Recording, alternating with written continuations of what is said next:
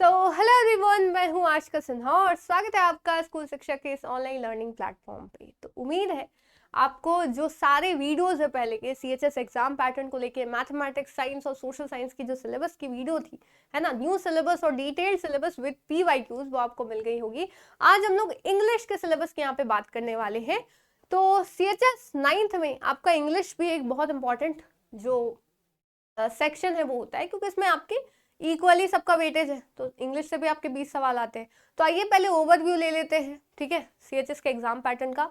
फिर इंग्लिश के detailed syllabus को हम लोग यहाँ समझेंगे और फिर उसके पिछले साल का जो पेपर है 2025 का, उसके थ्रू यहाँ पे देखेंगे कि कैसे कैसे सवाल आपके एग्जाम में आते हैं। ठीक है, तो सबसे पहले यहाँ बात करें तो आपका जो पेपर होता है बाबू, वो आपका 2 घंटे का होता है, सुबह 8 बजे से लेकर 10 बजे के बीच में बनारस में आपका पेपर होगा। ठीक है, अप्रैल के एंड में या मई की शुरुआत में आपका पेपर होता है सीएचएस का। ठीक है, फिर आते हैं 100 मार्क्स का आपका सवाल होता है, 100 क्वेश्चंस आते हैं। ठीक है, 5 सेक्शन से, अभी देखेंगे कौन कौन से।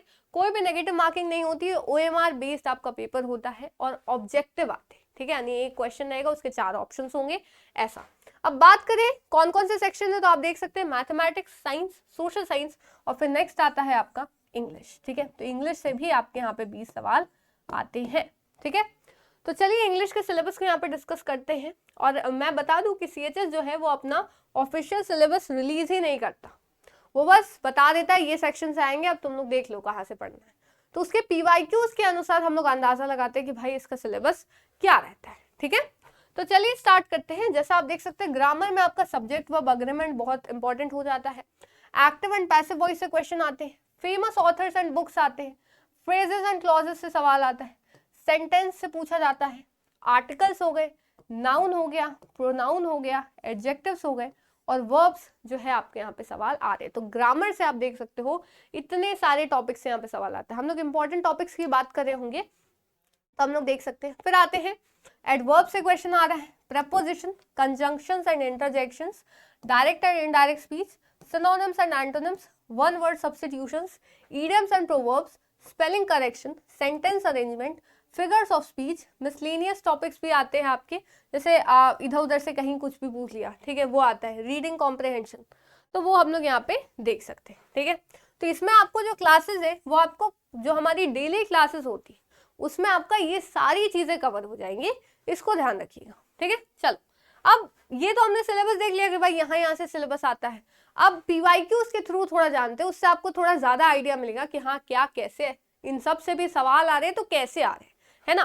तो चलिए देखते हैं, 2025 का पेपर है यहाँ पे, है ना, 2025 का है, पिछले साल का। तो इंग्लिश का सिलेबस सबसे पहले देखो, सबसे पहले ही सेक्शन इंग्लिश का है।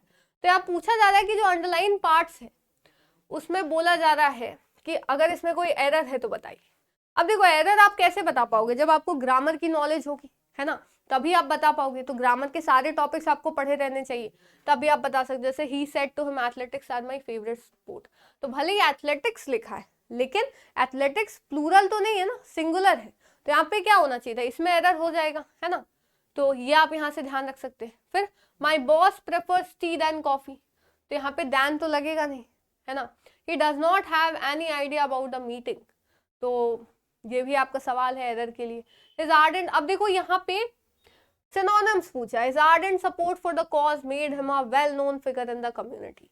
ठीक है, ये आपका आता है, the serine lake was the perfect spot for spending a peaceful afternoon, है ना। तो वो जो है आपसे रिलेटेड चीजें आती है, आप यहाँ देख सकते हो। फिर ये ऑपोजिट है, एंटोनिम्स पूछा है, तो आपको एंटोनिम्स भी याद करने पड़ेंगे। जैसे his attitude was arrogant which made it difficult to work with him, तो उसका एटीट्यूड एरोगेंट था, तो उसका उल्टा क्या होगा, हम्बल होगा। अगर कोई एरोगेंट है तो उसका उल्टा हम्बल हो जाएगा। यहाँ पे गलत लगा दिया है बच्चे ने, कोई बात नहीं, आगे चलते हैं। The professors explanation was obscure and left the students confuse. Obscure मतलब क्या होता है, कोई चीज जो क्लियर ना हो, तो उसका उल्टा आपका क्लियर हो जाएगा। तो वैग मतलब भी जो चीज अनक्लियर होती है वो हो जाएगा। फिर यहाँ पे आर्टिकल से question, I have dash cat and dash dog. आप चाहो तो उसको स्क्रीनशॉट लेके या स्टॉप करके सॉल्व करने का प्रयास जो है वो कर सकते हो। फिर डैश अर्थ रिवॉल्व्स अराउंड डैश, है ना, तो अर्थ और सन आपके हमेशा द लगेगा यहाँ पे, है ना। यूनिवर्सल जो आपके या हेवनली बॉडीज होती है उन सबके आगे जनरली द लगता है, तो the earth revolves around the sun, है ना।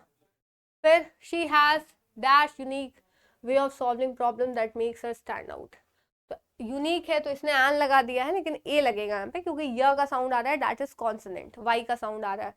फिर यहाँ पे आपसे पूछा गया है फॉर्म ऑफ वर्ड, तो आपको नॉलेज होनी चाहिए कि एक्सेप्शन के लिए कौन सा आएगा, ठीक है। तो एडजेक्टिव अगर आपको नॉलेज होगी तो आप यहाँ से बता सकते हो, ठीक है, आप यहाँ से देख सकते हो।